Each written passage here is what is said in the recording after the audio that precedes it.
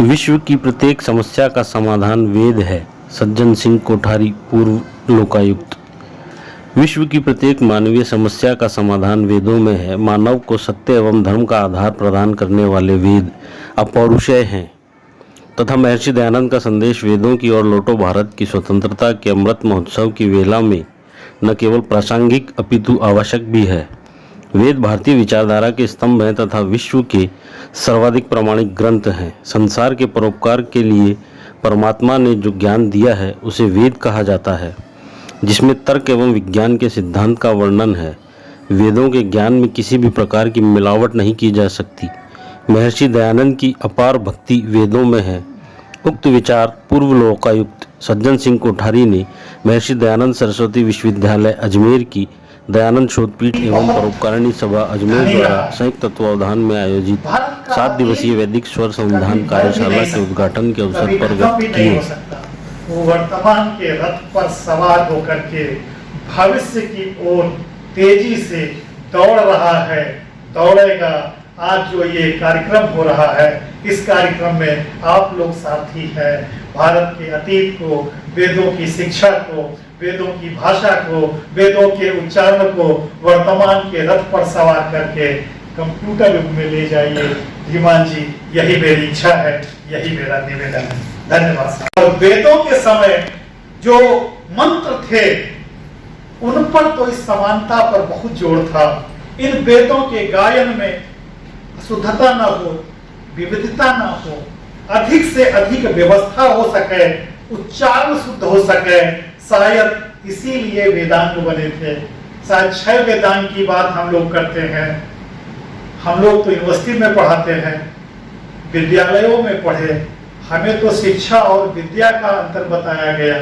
अक्सर पूछा जाता है, अब तो हम लोग विद्या नहीं पूछते हैं कहाँ तक आपने प्राप्त करी है, शिक्षा ही पूछते हैं।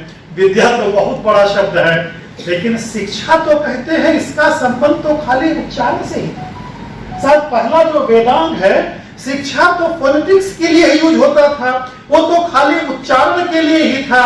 और सामवेद के लिए जैसे नारद शिक्षा, यजुर्वेद के लिए याज्ञवल्क्य शिक्षा, पाणिनि शिक्षा। तो जो शिक्षा हम पूछते हैं कि आज हमें गुणवत्तापूर्ण शिक्षा चाहिए।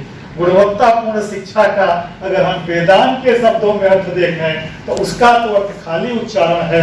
हमें लगता है गुणवत्तापूर्ण शिक्षा का पहली सीढ़ी जो यही होगी कि शुद्ध उच्चारण हो सके, शुद्ध गायन हो सके, शुद्ध ढंग से हम बोल सकें। अगर हम ये कर सकें तो बहुत बड़ी बात कर सकें। जो 6 वेदांत थे, छंद था दूसरा, इसमें गायन पर जोर था कि कैसे अच्छी तरीके से हम श्लोक का वाचन कर सकें, गायन कर सकें। पिंगला उसके लिए था, निरुक्त था, व्याकरण था, ज्योतिष था, कल्पसूत्र था।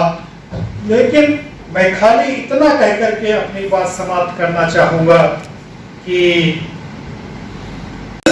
सही उच्चारण करके अगर हमारे मंत्र से पानी बरसता था, अगर हमारे मंत्र से गायें दूध देती थी, अगर हमारे मंत्र से भंवरे गुनगुनाने लगते थे, अगर हमारे मंत्रों से पुष्प खिलते थे, तो शायद कहीं न कहीं शुद्ध उच्चारण का प्रभाव था। क्योंकि वही मंत्र अगर हम आज पढ़ते हैं और उसका वो भाव नहीं निकलता है, वो पेड़ पौधे वो भाव नहीं लेते हैं, तो लगता है कि कहीं स्वर संधान करने में कमी हुई। और अगर हम सही ढंग से फिर स्वर संधानित कर पाए तो फिर मंत्र सुनकर के गायन उठेगी, फिर मंत्र सुन के बरसात होगी, फिर मंत्र सुन के फूल खिलेंगे। भाषा जो अभी धीमान जी ने कहा कि अब तक के ग्रंथ हैं, यदि उन्हें गंगोत्री से निकल करके और गंगा सागर तक जाने वाली गंगा नदी दिखाई पृथ्वी पर देती है और उसका गंगा नाम दिखाई देता है, तो वो मानते हैं कि ये वेद वर्णित गंगा है।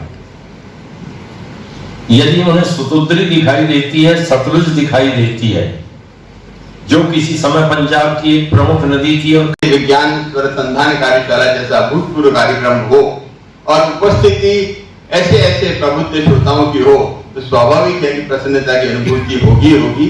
और उसी प्रसन्नता की अनुभूति आज मैं यहाँ पर कर रहा हूँ। बहुत प्रसन्न, अच्छा लग रहा है मुझे आके। मैंने श्रद्धेय धीमान जी को कहा था कि ये विषय है, उस पर मेरा ज्ञान बिल्कुल नगण्य है, इसलिए आप मुझे नहीं बुला मैं इसमें, किंतु उनका आग्रह था। पर वेदों के